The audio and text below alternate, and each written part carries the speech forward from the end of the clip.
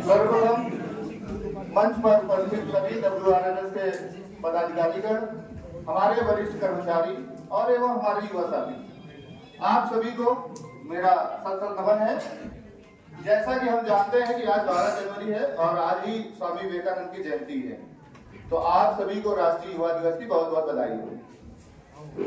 हम कहते हैं कि युवा है कौन, तो युवा उसे बोलते हैं जो अनीति से लड़े, जो काल की चाल को बदल दे और जो प्रेरक इतिहास की रचना करे।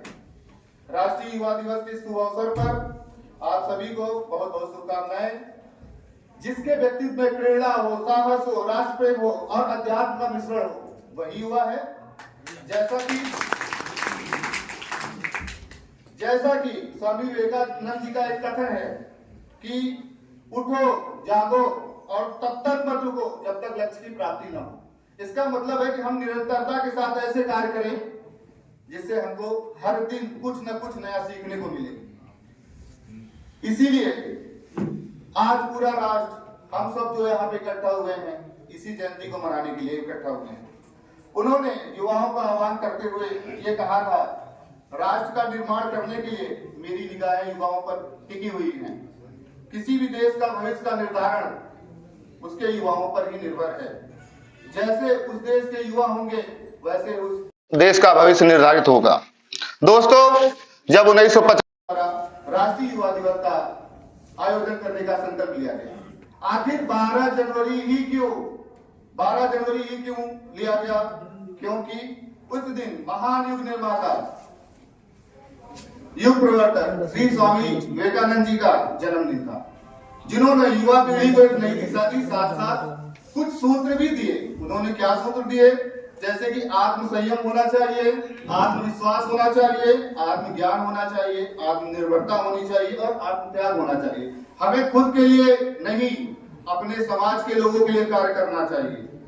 स्वामी विवेकानंद जी चाहते थे कि जो हमारे युवा हैं वो स्वावलंबी बने, निडर बने, साहसी बने, जिससे वो राष्ट्र को नई बुलंदियों तक ले जाएं। हमें स्वामी विवेकानंद जी ने संयुक्त राष्ट्र संघ के शिकागो में जब भारतीय विश्व मंच में भारत की सनातन को सबसे ऊपर रखा, उन्होंने कुछ विचार दिए कि जब तक जीना है तब तक सीखना है और अनुभव ही जगत का सर्वश्रेष्ठ शिक्षक होता है। ठीक है। सन 1893 में अमेरिका के शिकागो शहर में जब विश्व धर्म संसद का आयोजन हो रहा था, उस समय भारत की तरफ से सनातन धर्म का प्रतिनिधित्व स्वामी विवेकानंद जी ने किया और उन्होंने भारतीय धर्म और दर्शन को विश्व के सामने व्यापक रूप में रखा।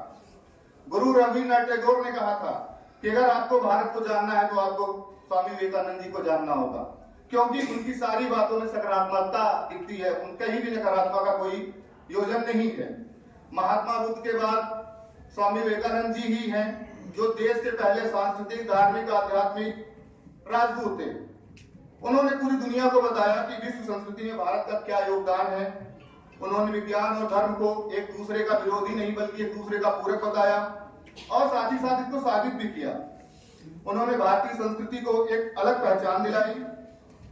स्वामी विवेकानंद जी ने सेवा के नाम पर अपने गुरु श्री स्वामी रामकृष्ण मिशन की स्थापना की, जो समाज में सुधार के क्षेत्र में एक अग्रदूत साबित हुआ और वर्तमान समय भी लगातार उस पर कार्य करता आ रहा है। मुझे बताते हुए खुशी हो रही है कि मैं उसी रामकृष्ण मिशन का एक सक्रिय कार्यकर्ता हूं। उन्होंने बताया कि मनुष्य को महान बनने के लिए संदेह, ईर्ष्या, दोष आदि को छोड़ना होगा। स्वामी जी का स्थान है वही महिलाओं का भी होना चाहिए।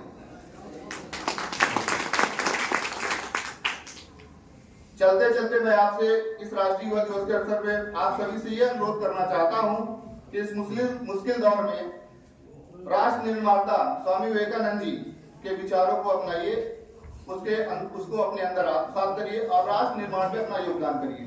साथ ही साथ मैं WRNS के सभी पदाधिकारियों को बहुत बहुत धन्यवाद देना चाहता हूं कि उन्होंने मुझे यहाँ पे बोलने का मौका दिया। आपको फिर से एक बार राष्ट्रीय युवा दिवस की बहुत बहुत शुभकामनाएं। धन्यवाद।